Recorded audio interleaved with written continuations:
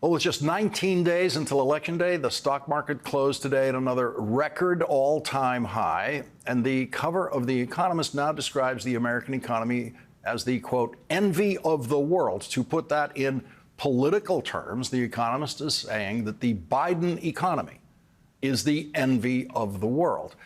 Vice President Harris interrupted her campaign schedule today in Wisconsin to address the breaking news that the leader of Hamas had been killed by Israeli forces, saying that it was an opportunity to finally end the war in Gaza.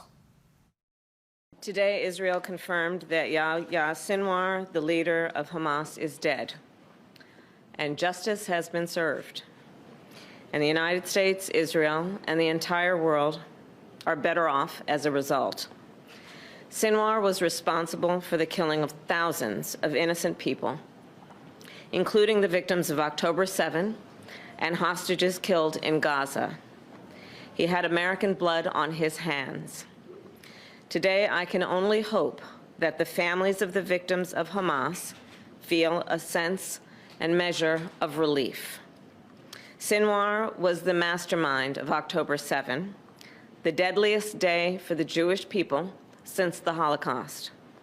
A terrorist attack that killed 1,200 innocent people and included horrific sexual violence and more than 250 hostages taken into Gaza, including 7 Americans, living and deceased, who remain in captivity.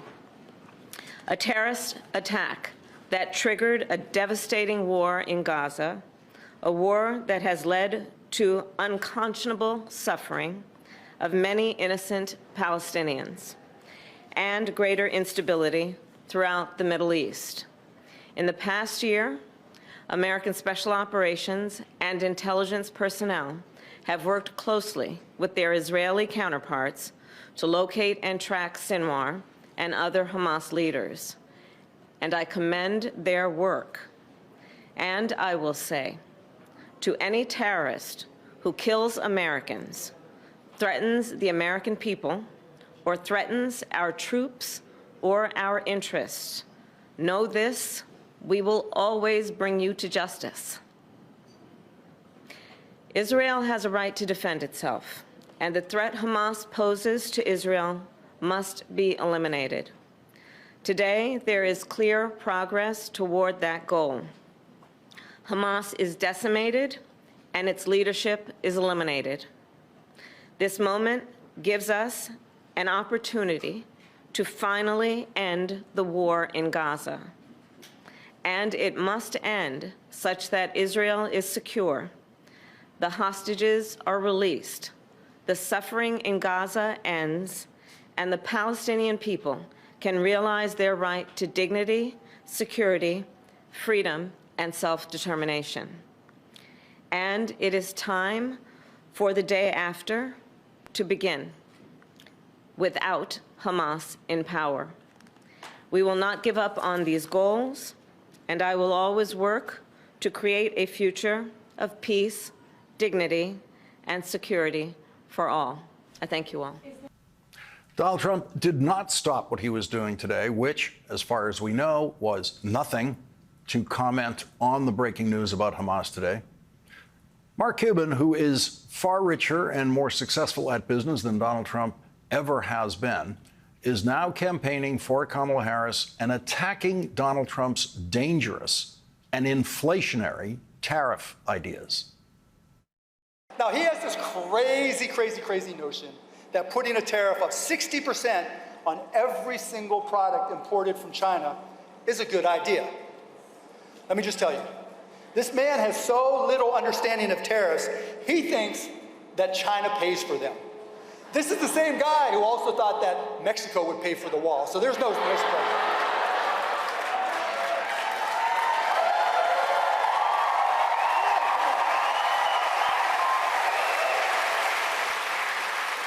Did Mexico pay for that wall? Hell no, you said it wrong. Hell no. That's what I'm talking about. You know, we all know that across-the-board tariffs are a tax on everybody. All the major economists have said so. Kamala has talked about it over and over again. Last night, Donald Trump failed miserably in a Univision town hall when Ramiro Gonzalez gave him a chance to win back his vote. I want to give you the opportunity to try to win back my vote. Okay. Your, I'd say, action and maybe inaction during your presidency and the last few years sort of, was a little disturbing to me. What happened during January 6th and the fact that, you waited so long to take action while your supporters were attacking the Capitol. Coronavirus, I thought the public was misled during coronavirus, and that many more lives could have been saved if we would have been informed better. And also people in your administration who don't support you. I'm curious how people so close to you and your administration no longer want to support you, so why would I want to support you? If you would answer these questions for me, I would really appreciate it and give you the opportunity. There's, your own vice president doesn't want to support you now. Thank you, Ramiro. So the people that don't support a very small portion. We have a tremendous, about 97% of the people in the administration support me. But because it's me, somebody doesn't support, they get a little publicity. The vice president, I disagree with him on what he did. I totally disagreed with him on what he did. Very importantly, you had hundreds of thousands of people come to Washington. They didn't come because of me. They came because of the election. They thought the election was a rigged election, and that's why they came. Some of those people went down to the Capitol. I said, peacefully and patriotically, nothing done wrong at all, nothing done wrong. And action was taken, strong action. Ashley Babbitt was killed. Nobody was killed. There were no guns down there. We didn't have guns. The others had guns, but we didn't have guns. The others had guns, but we didn't have guns.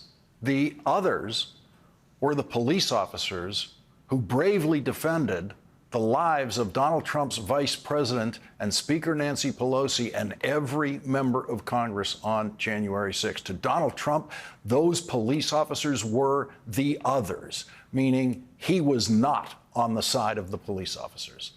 The others had guns, but we didn't have guns. We didn't have guns. That's Donald Trump, including himself, in the thousands of insurrectionists who attacked the Capitol. That's Donald Trump linking himself directly to their actions. That statement will be used against Donald Trump in court by Special Prosecutor Jack Smith, who has accused Donald Trump of criminal participation with that mob by urging them to do what they did on January 6th. Jack Smith's case got one word easier today by the stupidest criminal defendant Jack Smith has ever had to prosecute it, by him saying, we didn't have guns. Today in federal court in Washington, D.C., Judge Tanya Chutkan issued a ruling saying that Jack Smith can reveal even more of the prosecution's information against Donald Trump in the criminal case that charges Donald Trump with conspiracy against the United States of America to overthrow the presidential election leading up to and on January 6th. And a case that became a bit easier today for Jack Smith to prosecute thanks to Donald Trump's rank stupidity saying we didn't have guns. The others had guns, but we didn't have guns. After listening to Donald Trump's rambling answer to his question, including Donald Trump firmly putting himself on the side of the attackers of the Capitol against the police officers defending the Capitol, Ramiro Gonzalez said Donald Trump did not win his vote with that answer. Here's what Kamala Harris said about that today in Wisconsin. I'm campaigning for every vote because I want and intend to be a president for all Americans.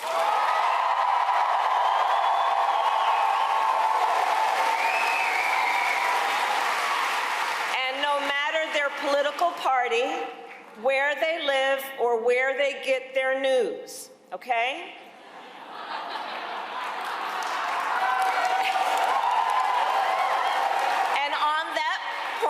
Last night, you may have seen I went on Fox News.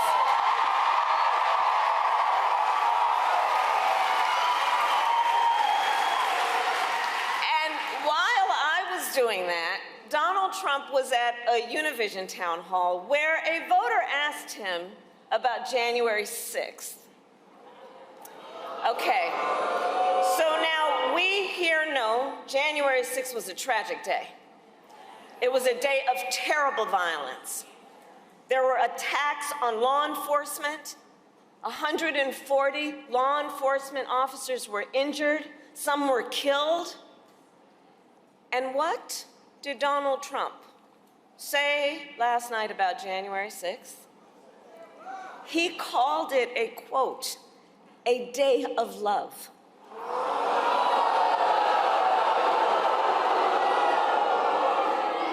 But it points out something that everyone here knows. The American people are exhausted with his gaslighting. Exhausted with his gaslighting. Enough! We are ready to turn the page. Turn the page.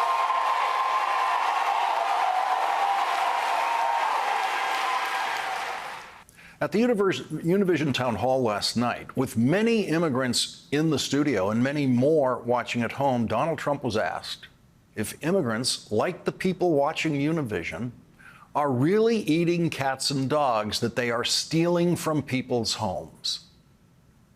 I was just saying what was reported, that's been reported, and eating other things too that they're not supposed to be. But this is, all I do is report. I have not, I was there, I'm going to be there, and we're going to take a look, and I'll give you a full report. Everything about that is a lie, of course, including the full report that will never come. This is what Donald Trump actually said about eating cats and dogs. They're eating the dogs, the people that came in. They're eating the cats. They're eating the pets of the people that live there. Most voters in Springfield, Ohio, the place Donald Trump is lying about, voted for Donald Trump, 61%.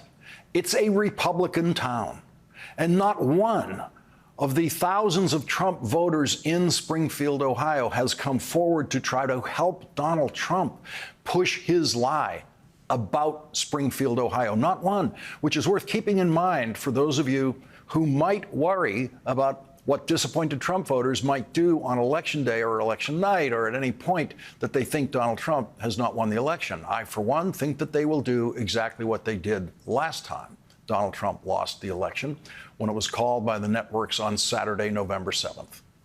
Nothing. There was literally dancing in the streets in America, in Democratic cities, and there was the same quiet silence from the losing side of the presidential election that we have always seen. That's what actually happened the day Donald Trump officially lost. Yes, a very tiny percentage of Trump supporters decided to get violent in Washington, D.C. 2 months later on January 6th.